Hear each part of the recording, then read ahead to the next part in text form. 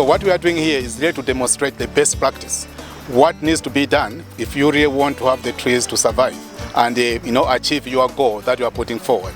So what we are, as you have seen in this context, we are really making our hose as deep as 1 meter down and 1 meter length and 1 meter width, making a 1 cubic meter space.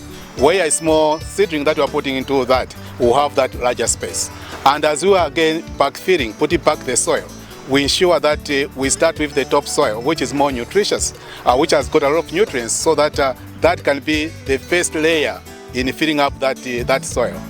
If you don't have the soil there, you can actually get soil in the surrounding areas, so that you fill up that with that black soil with already nutrients. So this is what we are trying to promote.